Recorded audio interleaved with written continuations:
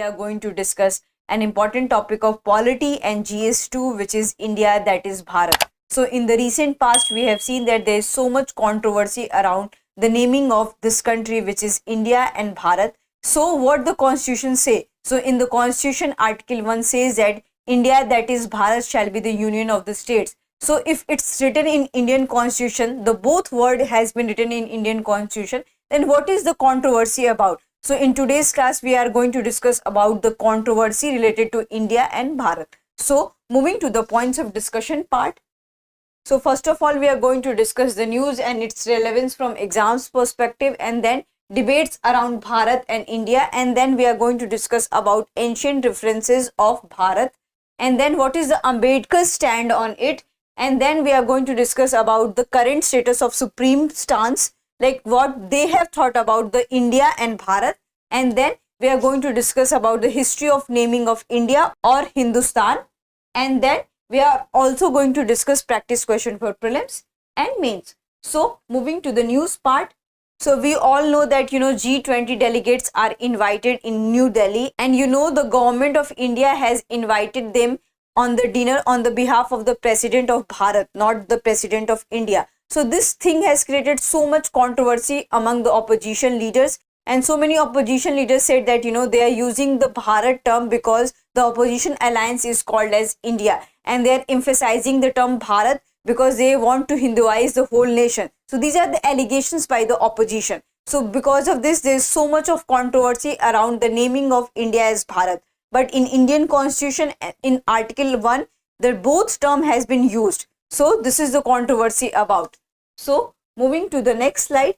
So next slide is about what are the debates around Bharat and India. So this debate is pre-constitutional, and we can say that when the constitution was implemented, so it has been implemented in November 1949, and before that this debate was there in Constituent Assembly. So when it first started, so it first started on November 17, 1948, but on the suggestion of Govind Ballabh Pant, this has been postponed, and on September 17, 1949, Dr. B.R. Ambedkar presented this thing, and the version says that India, that is Bharat. It means that he has used both the terms India and Bharat. But so many members of the Constituent Assembly has created controversy around it, and they said that India should not be used in Indian Constitution. So moving to the next slide. So what others have said. So Seth Govind Das, who was from the Jabalpur, preferred that Bharat should be named as this country. It means that this country should be named or known as Bharat. On the other hand, he also says that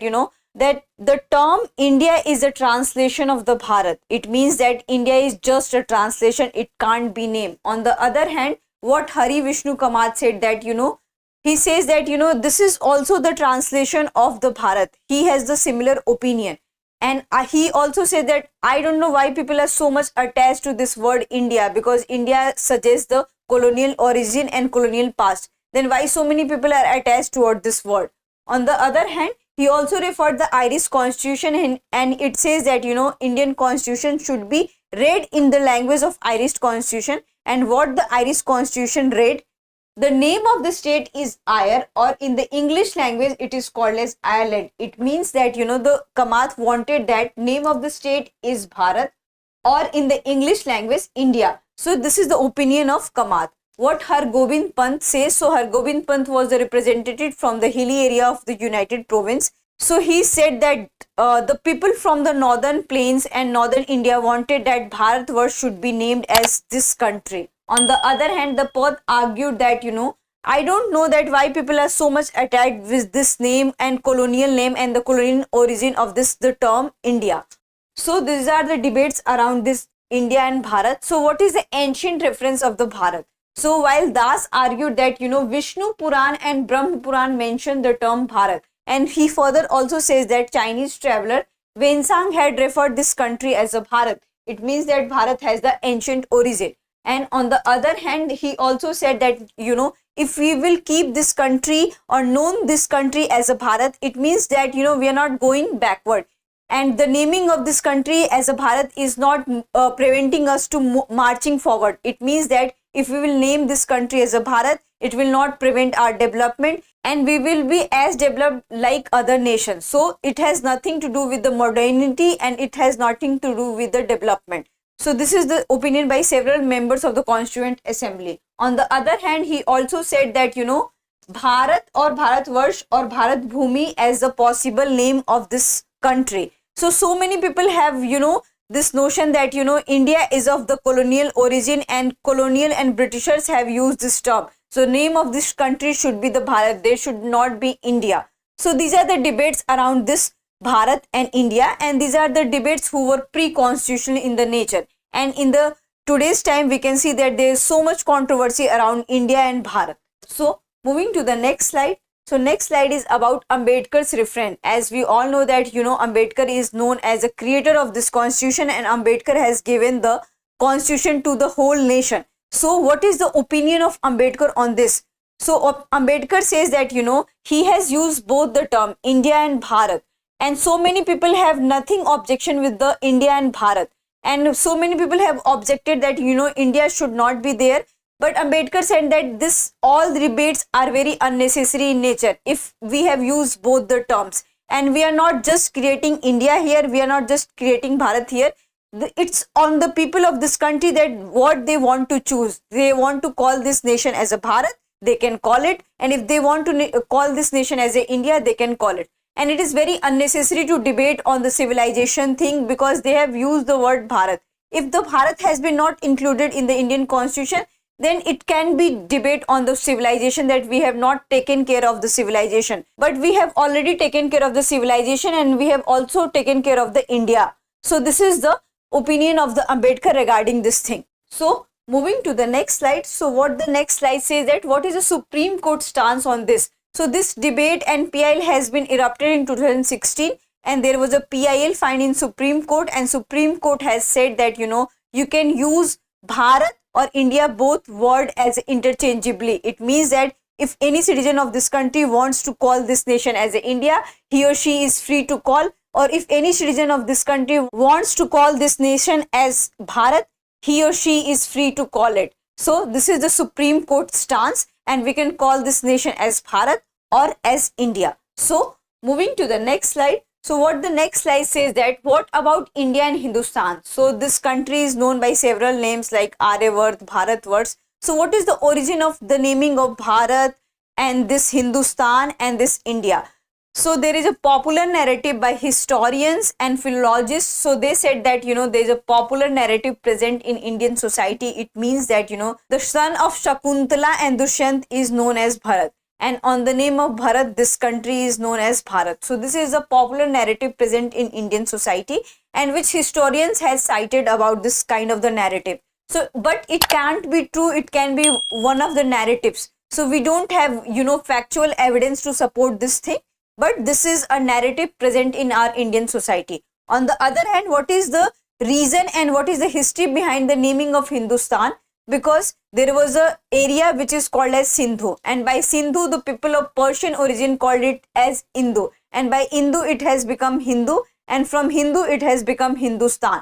So from there it has become Hindustan, and in medieval time this term was very famous. But this term started losing its significance when the British arrived this country, and they had used the term India. Because why they have used this term India? Because they wanted to show the monopoly to the world that they have monopoly over India, and India constitutes a single bounded territory in which they rule. So this term has been used in various surveys, various documents, and various official documents of the British India. That's why this term has been used by the Britishers. So there is so much controversy around it that, India is of the British origin, so it should not be name of this country. So moving to the next slide. So what next slide says that Article 1 of the Indian Constitution deals with. So this is the practice question for prelims. And what are the options? Union of states, fundamental rights, fundamental duties, and Hindi language. So you have to answer this in the comment section. Coming to the what is the rationale behind renaming places in India? Discuss the challenges associated with it. So we have seen that, in the past so many cities' name has been changed. So you have to write a brief background of that, how many cities' name has been changed. So first of all, you can write about the Mughal Sarai, Prayagraj, Allahabad, Keral, Keralam, Bangalore, Bengaluru. So you can write such kind of things in your introductory background. And then coming to the second part of the question, they are asking that what is the rationale behind renaming of the such places. So first of all, you know, India is a developing country and it is expanding in its cities population. So they wanted to influence the cities population, so that's why they are changing this name. So this can be one of the reason. The second thing is that, you know, glory of the nation. So by renaming the places of any nation, they wanted to show the people that they still remember the glory of the nation, and whatever the name they have done from the ancient origin shows the glory and the sacrifices of this nation. On the other hand, you can also show that there can be a communal and political region, just like in the Uttar Pradesh, the Faizabad district is known as Ayodhya. So many opposition leaders are saying that, you know, it is a very communal in nature or political in nature. So because of the political and economic reasons, the naming of the places is changed. So this is the rationale behind the naming of the places. What is the third part of this question says that discuss the challenges associated with it. So the first challenge is that economic challenge, because if you will rename a city or any place, it will change on official document, just like that Mughal Sarai has been changed as a Deen Dayal Upadhyay Junction. So it will be changed in the official document. So it will have an economic impacts and economic cost, because all the official documents will be changed. On the other hand, the second thing is that, you know, there are so many challenges. The country can be divided because Prayagraj is also known as Allahabad, and the people of Prayagraj still call the city as Allahabad. So you can change the name of the city, but there is a tangible difference. So it is only on the paper, but it is not in the hearts of the people. So this is also the challenges associated with this thing. The second thing is that it creates communal problems, because so many people says that, you know, the naming of Prayagraj is very, what you can say, Hinduized in nature, and so many people say that Allahabad is an Islamic name or a Muslim name. So it can also create political problems and communal problems in the society. So these are the challenges associated with this renaming of the places. So I hope you like this lecture. If you have any queries related to this lecture, kindly ask in the comment section. Thank you.